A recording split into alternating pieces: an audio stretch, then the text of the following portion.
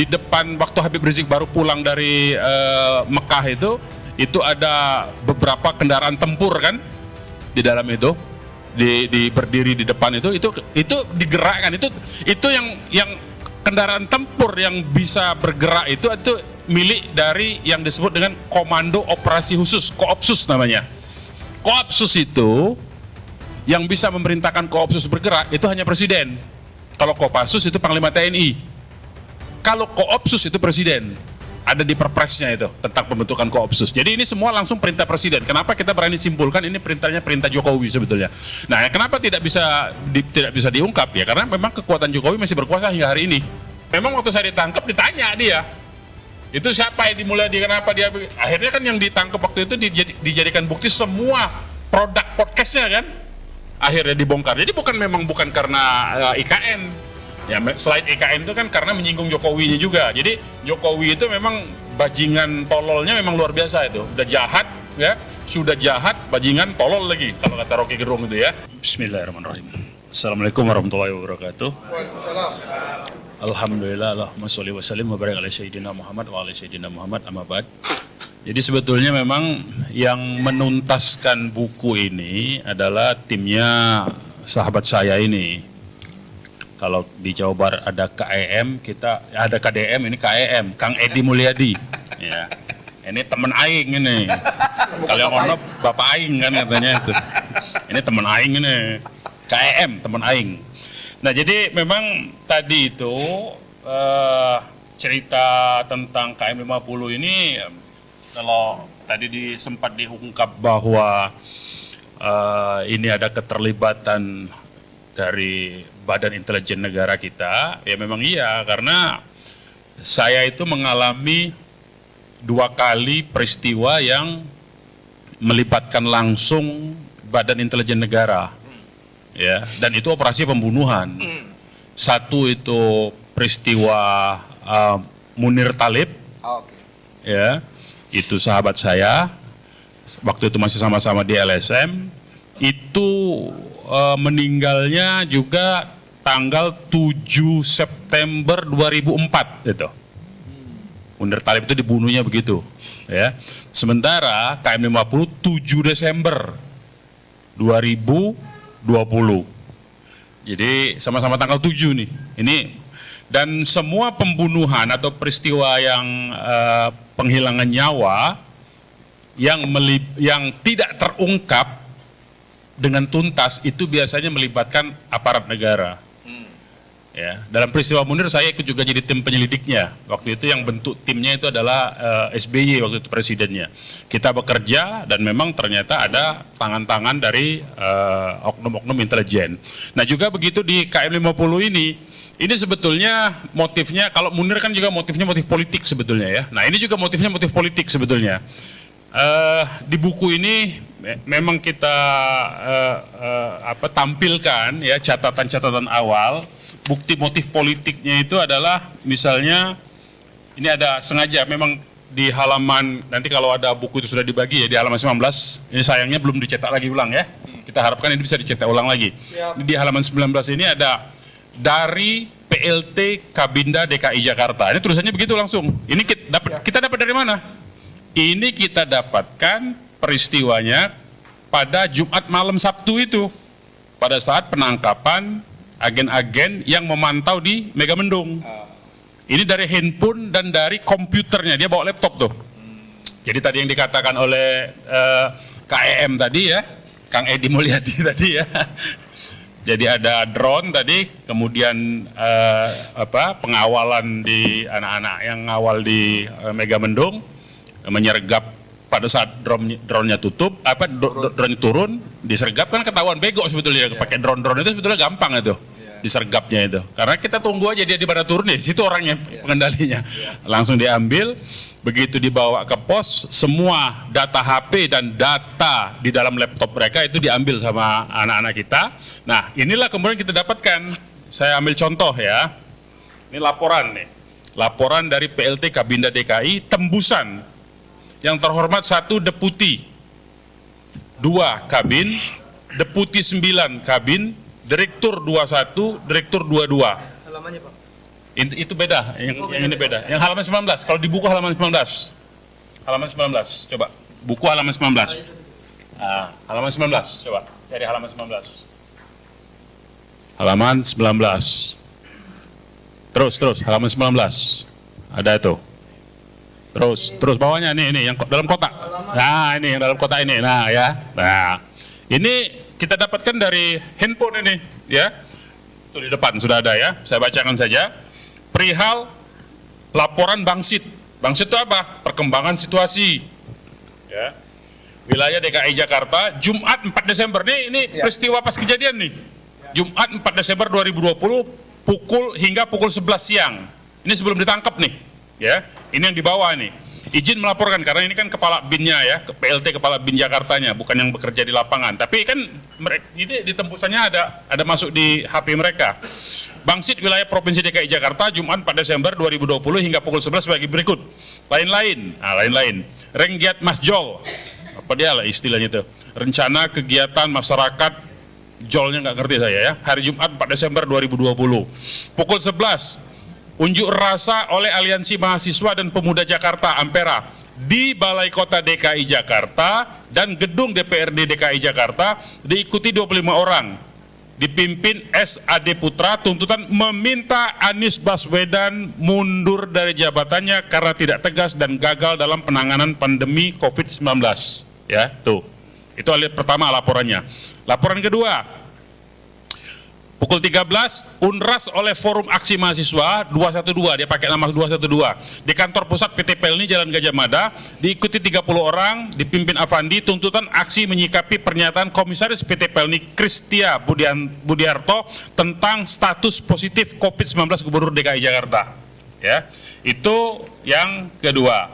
Nah, di bawahnya lagi, ini ada lagi nih, ya, sama, kepada yang terhormat, itu ini WA, ini dari WA ya, Pak Bonar Panjaitan tuh di paling ujung tuh ya, Pak Bonar Panjaitan.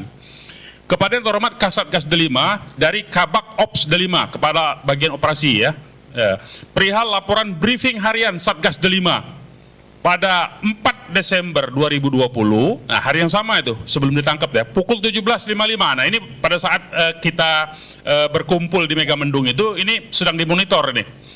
Sampai ini kan pukul 18.15, ini belum ditangkap nih, karena ditangkap itu menjelang maghrib tuh ya, agen-agen.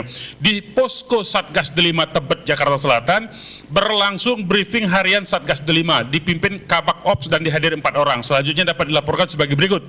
1. Kabak Ops menyampaikan sebagai berikut, tim Jaksik. Nah, Jaksik itu penjajakan situasi, ya, dan perkembangan. Terus melakukan pemantauan di sekitar markas syariah Megamendung. Nah itu yang ditangkap tuh yang itu tuh, ya. Tim Jaksiknya itu tuh. Dan terpantau adanya kontra dari personil BAT Intel FPI, ya. Untuk itu harus lebih hati-hati dan waspada. Ya ini waktu ini menjelang ditangkap itu karena 18.15 tuh. B. Tim Lidik Monas Pendalaman PT Bahana Prima Nusantara, pemenang proyek revitalisasi Monas. Jadi ini yang kedua ini apa? Yang B itu. Yang B itu adalah waktu itu Gubernur DKI Jakarta Anies Baswedan itu melakukan proyek revitalisasi Monas. Dan Anies itu pada awalnya mau dihajar dengan isu korupsi ya ini. Sebelum isu korupsi formula itu, formula pembangunan formula di Ancol itu ya. Nah, kemudian tim propaganda. Nah, jadi mereka punya tim propaganda. Produk propaganda konten hari ini 6 video. Mereka produksi itu. Makanya jangan sembarang-sembarang tuh, yang beredar hari ini banyak-banyak video dari produksi mereka juga itu, ya. 6 video dan 11 meme, tuh bayangkan tuh hari itu aja 6 video dan 11 meme tuh dia keluarkan tuh, tim propaganda. Bertema pengakuan MRS, tuh.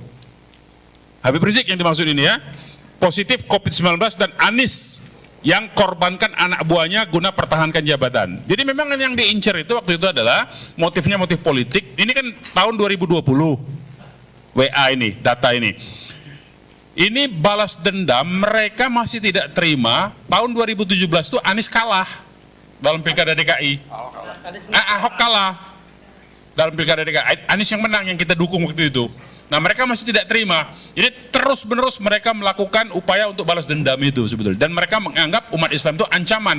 Ternyata kalau umat Islam itu bersatu, bisa mengalahkan mereka. Padahal kan duitnya banyak sekali itu.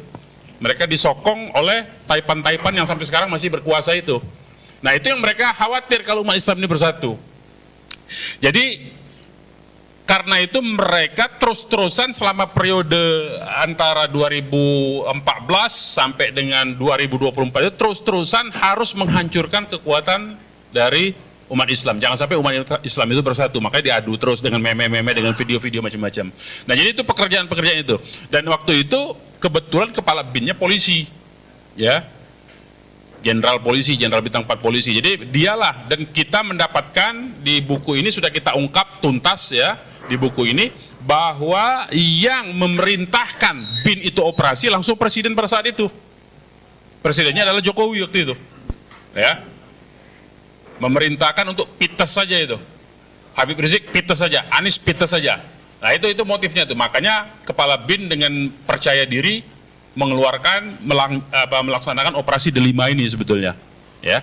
Ini sebetulnya kode-kode mereka semua. Itu yang pertama. Jadi dengan kondisi seperti itu, misalnya tadi disebutkan oleh Kang Edi Mulyadi tadi ya, soal Komnas HAM. Komnas HAM itu ditanya pada saat turun dari lift dari lantai pemeriksaan, kita tanya, dia mengakui, ini kalau masih polisi kita masih berani panggil, tapi kalau udah badan intelijen kita nggak berani. Dia aja udah ngomong begitu. Komnas HAM, makanya kasus itu tidak diungkap. Makanya tadi kata Kang Edi Mulyadi, kenapa Komnas HAM tidak tuntas? Ya karena dia takut memang untuk menuntaskan bahwa menyebut bahwa itu adalah keterlibatan dari Badan Intelijen Negara pada waktu itu. Langsung itu, oknum-oknumnya langsung dari pucuk pimpinannya ya, kepala BIN-nya pada saat itu. Nah, jadi banyak sekali sebetulnya informasi-informasi yang disesatkan. Nah, sekarang peran Kapolda pada saat itu dengan Pangdam Jaya pada saat itu apa? Itu tugasnya menyesatkan informasi. Jadi cara kerja mereka tuh yang satu membuat melakukan operasinya, yang lain menutupi operasi itu dengan cerita palsu. Jadi cerita palsu, tembak menembak, ada segala macam, ada pistol dari anak FPI segala macam, itu bohong semua. Memang sengaja mereka buat itu. Dan itu kita dapatkan semua, informasi-informasi itu ada di buku ini semua, operasi-operasi itu. Nah, jadi itu sebetulnya yang terjadi di dalam peristiwa KM 50 ini. Artinya yang mau kita tegaskan, peristiwa KM 50 itu betul-betul peristiwa operasi yang sengaja mentarget dan memang by design dari lembaga intelijen negara kita, ya.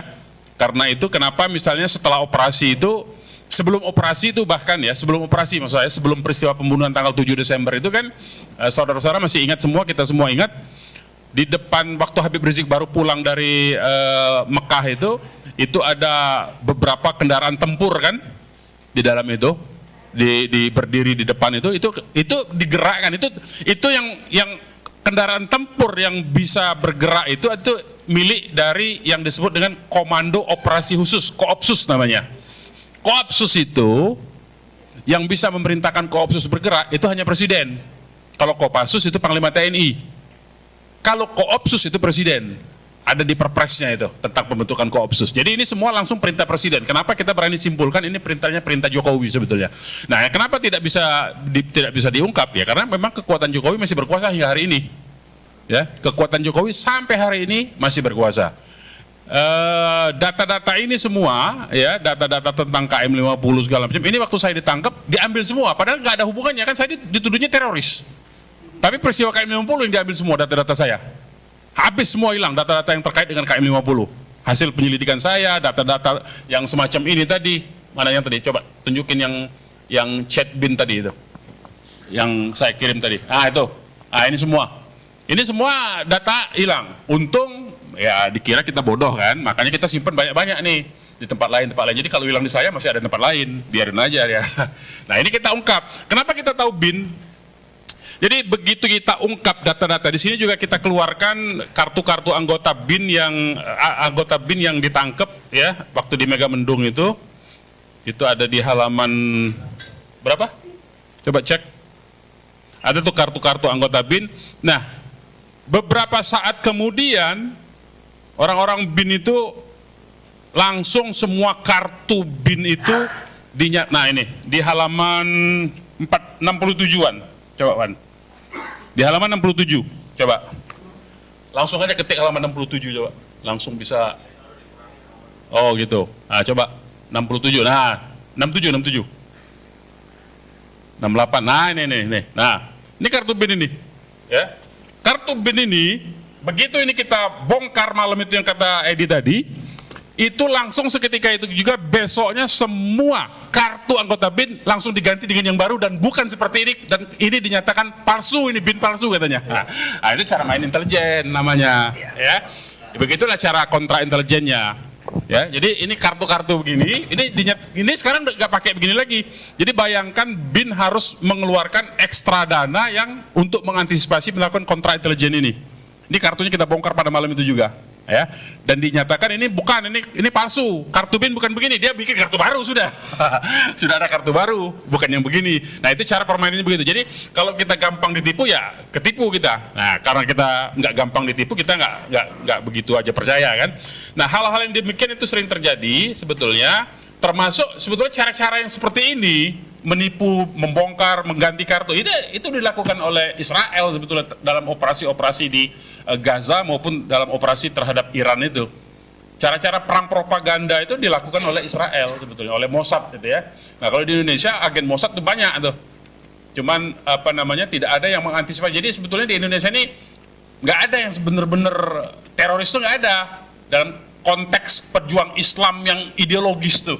Teroris mungkin ada ya. Kenapa teroris ada? Ya, teroris itu kan ngawur-ngawur dia biasanya. Kalau teroris itu ngawur pasti, sembarangan dia. Ngebom di pasar lah, ngebom di masjid, ngebom di tempat-tempat umum yang sasarannya nggak jelas. Nah, itu teroris memang itu. Kalau itu memang teroris itu nggak jelas tujuan. Tapi misalnya sudah jelas ada agen-agen Mossad yang berani bicara di TV beberapa waktu yang lalu, waktu ini ya kita nongol lah di iNews kan, dengan gagah berani dikasih tempat, tapi kan ternyata aman-aman aja di Indonesia. Nah, berarti di Indonesia tuh nggak ada memang yang katanya orang berideologi Islam garis keras tuh nggak ada. Yang ada teroris, ya teroris peliharaan mereka sendiri, ya teroris itu peliharaan mereka sendiri. Yang anak-anak bodoh dikompor-komporin jadi melakukan, kemudian ditangkap juga sama dia, kan bodoh itu namanya. Dikompor-komporin mau, tapi ditangkap juga sama dia itu. Nah, itulah teroris versi mereka. Jadi pengantin. Jadi di Indonesia ada badan peternakan teroris itu namanya. Ada itu, mereka begitu tuh. Jadi ada yang tugasnya memprovokasi, melakukan radikalisasi, ada yang tugasnya nangkep. Memang terpisah itu. Nah, itu permainan mereka begitu. Tapi yang dituduh itu adalah Islam. Yang dituduh adalah seperti saya. Badan bukan saya ngomong ya. Nah, jadi kira-kira begitu ya. Jadi itulah pola permainannya sekarang. Penyesatan informasi itu banyak sering dilakukan oleh mereka, oleh lembaga negara ya. Nah, karena itu kita harus hati-hati ya, harus hati-hati betul dalam melakukan katakanlah dalam tanda petik perjuangan untuk membela orang-orang yang tertindas ini, yang terzolim ini, supaya kita tidak gampang masuk di jebakan sebetulnya. Jadi Kang Edi Mulyadi ini ditangkap itu karena berulang-ulang menyiarkan tentang KM 50 sebelum dia ditangkap itu. Berulang-ulang tuh podcast sama saya soal KM 50, habis itu dia datang sendiri ujuk-ujuk ke lokasi KM 50, dia siar begitu ya. Akhirnya memang waktu saya ditangkap ditanya dia, itu siapa yang dimulai, kenapa dia, akhirnya kan yang ditangkap waktu itu dijadikan bukti semua produk podcastnya kan, akhirnya dibongkar. Jadi bukan karena IKN ya, selain IKN itu kan karena menyinggung Jokowinya juga. Jadi Jokowi itu memang bajingan tololnya memang luar biasa itu, udah jahat ya, sudah jahat bajingan tolol lagi kalau kata Rocky Gerung itu ya. Saya ngutip Rocky Gerung aja soalnya. Nah, jadi hal-hal yang demikianlah sebetulnya yang terjadi di negara kita sampai hari ini belum pernah dimintai pertanggungjawaban, karena kekuatan Jokowi ini memang masih luar biasa. Dan dia sedang memainkan permainan untuk mendorong anaknya supaya jadi RI1 sebetulnya sekarang ini.